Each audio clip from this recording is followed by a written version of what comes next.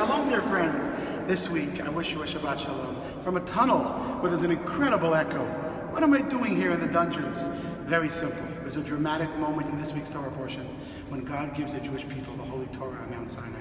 One of the greatest revelations that ever happened in the history of mankind. Many miracles happened at that moment, but there was one miracle that was very unique. The Torah tells us that when God gave the Jews the Torah at Mount Sinai, there was no echo. What is the meaning of that? What is the purpose of this miracle of no echo? There's a very powerful lesson here for you and for me. What is an echo? When somebody speaks and the voice hits a barrier, hits a wall, the voice bounces back. An echo represents the idea that something was there blocking the voice that was emanating from you. Now, when God gave the Jewish people the Torah, something remarkable happened. Instead of the Torah, the Word of God, bouncing off the person and going back towards Him, instead, the voice of God actually permeated every single existence. Very powerful lesson here. There's two ways to experience our Judaism. One way is that we're just window shopping.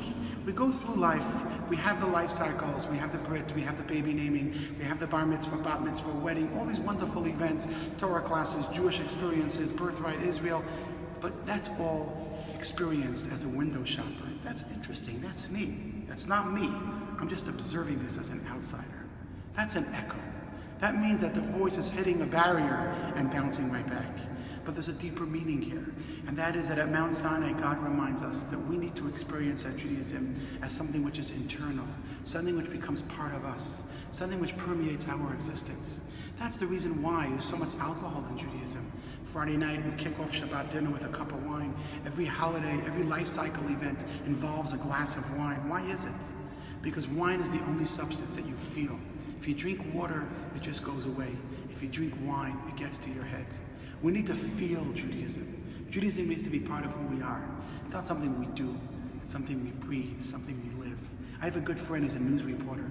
He tells me, you know, when you're a news reporter, you can go to the most dramatic, emotion-filled events and remain objective on the side.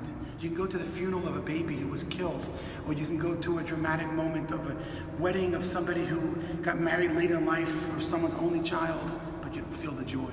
You stand on the side, objective as an outsider. My friends, at the giving of the Torah, there was no echo. Own it. Make it yours. Don't experience Judaism as a window shopper or a news reporter. Experience Judaism as a live, vibrant Jew who internalizes every experience. And tonight, as you light the Shabbat candles, as you have your glass of wine to usher in the holy day, feel it. Make it part of you. Shabbat Shalom from the dungeons of K.